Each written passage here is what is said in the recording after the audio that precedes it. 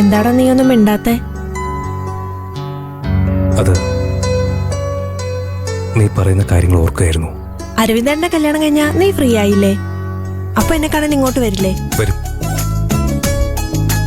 എനിക്ക് നിന്നെ കാണാതിരിക്കാൻ പറ്റില്ല ശ്രേയ. ഇവിടെ കല്യാണ തിരക്കാണെങ്കിലും ഓരോ നിമിഷവും നിന്നെ ഞാൻ ഓർക്കും.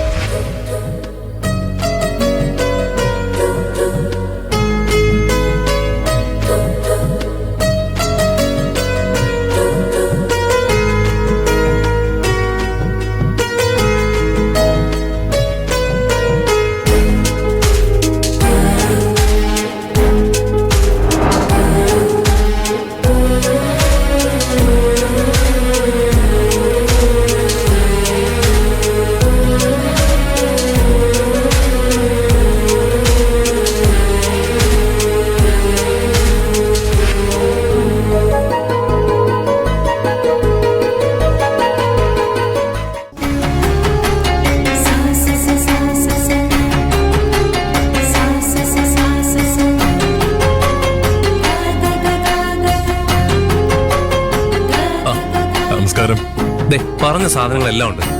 ഗണപതി ഒരുക്കും, വെറ്റിലയും അടക്കയും എല്ലാം ഉണ്ട്. ഒട്ടും ധൃതി വേണ്ട, വേണ്ടുവോളം സമയമുണ്ട്. സാവകാശം ഒരുക്കങ്ങൾ നടക്കട്ടെ. ഞാൻ വീട്ടിലേക്ക് പോവാ. എന്റെ ഫോൺ നമ്പർ കയ്യിലുണ്ടല്ലോ അല്ലേ? കുറവ് എന്തെങ്കിലും ഉണ്ടെങ്കിൽ എന്നെ വിളിച്ചാൽ മതി. ശരി. ശരി.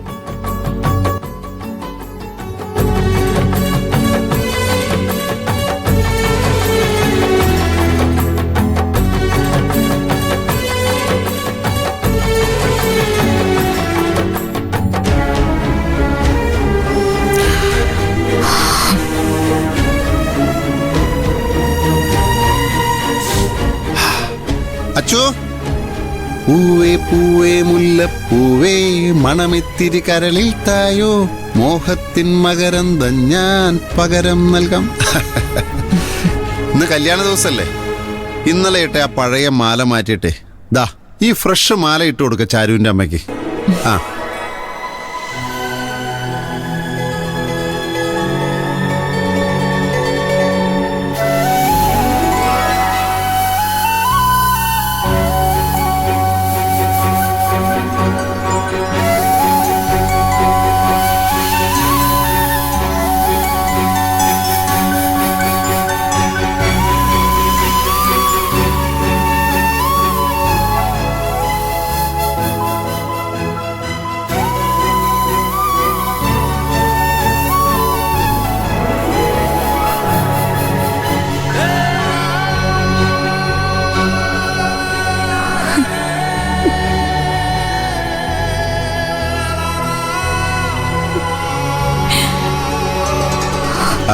കല്യാണത്തിന് എല്ലാവർക്കും ഉള്ള മുല്ലപ്പൂവാ.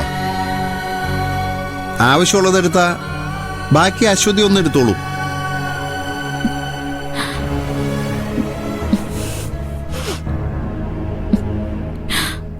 അല്ല, എന്താ ചാരു മുഖം വാടിയിരിക്കുന്നത്? ഒരു കരഞ്ഞ ലക്ഷണം ഉണ്ടല്ലോ കണ്ടിട്ട്. ദേ സന്തോഷമായിട്ടിരിക്കേ. അപ്പച്ചിയും മാമനൊക്കെ ഇപ്പൊ ഒരുമിച്ച് ഹാളിലേക്ക് പോയിട്ടുണ്ട്. ആദ്യം അവരെത്തണമല്ലോ എല്ലാവരെയും സ്വീകരിക്കാനായിട്ട്. അമ്പലത്തിനകത്തായതുകൊണ്ട് വധൂവരന്മാർക്ക് ആശംസകൾ അർപ്പിച്ചുകൊണ്ട് പാർട്ടിയുടെ ഫ്ലെക്സ് വെക്കാൻ പറ്റിയില്ല. അതുപോട്ടെ. അല്ല, എവിടെയാ സഞ്ജന? മേക്കപ്പ് തുടങ്ങണ്ടേ? അല്ല, സമയം ഇനിയുണ്ട്. ഈ സാരിയൊക്കെ ഉടുത്തിട്ടാണോ മേക്കപ്പ് ചെയ്യുന്നത്, അതോ തിരിച്ചാണോ? ആ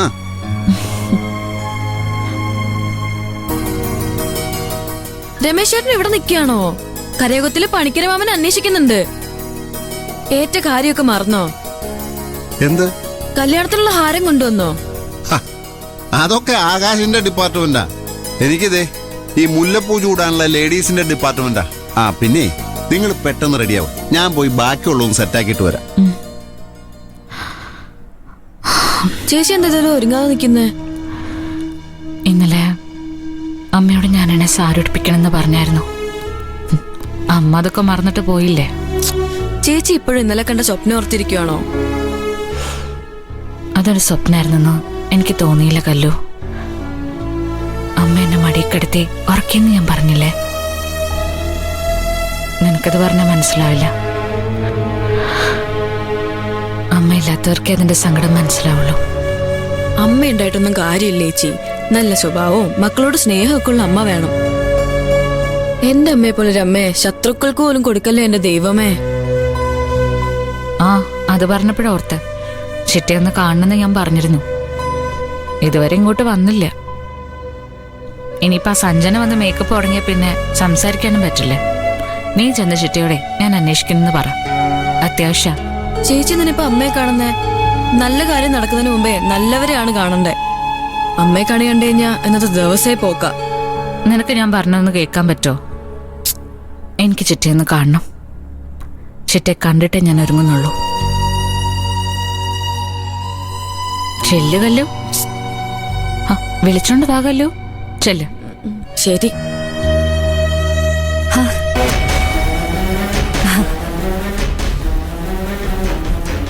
സഞ്ജന, ഒരുങ്ങുന്നതിന് മുൻപ് എനിക്ക് ചിറ്റയ്ക്ക് ദക്ഷിണ കൊടുക്കാനുണ്ട്.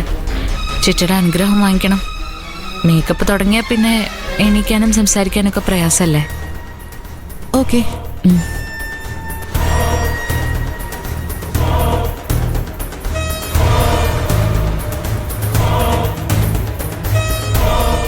ഹലോ, പാറു ഇങ്ങോട്ട് ഇതുവരെ വന്നിട്ടില്ല.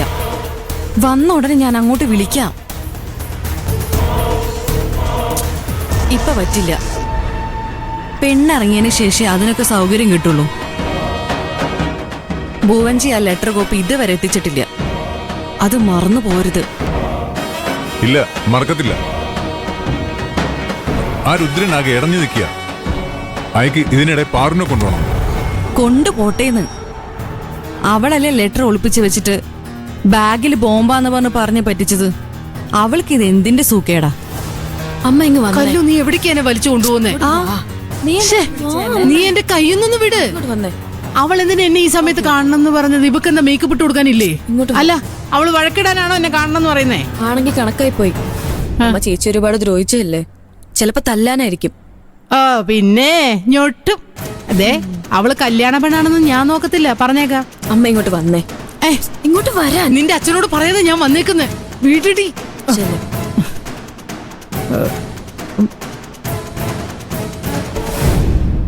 ആ, എന്തിനാ എന്നെ കാണണമെന്ന് പറഞ്ഞേ? എന്താ കാര്യം? നീ എന്താ ഇതുവരെ ഒരുങ്ങാൻ തുടങ്ങാത്തെ? ആ മേക്കപ്പുകാരി പുറത്തു നിന്ന് ആരെയോ ഫോൺ ചെയ്തോണ്ടിരിക്കുക. അവളെ ഇങ്ങോട്ട് വിളി. കല്യാണം താലിയായിട്ടൊക്കെ അങ്ങ് അമ്പലത്തിലാ.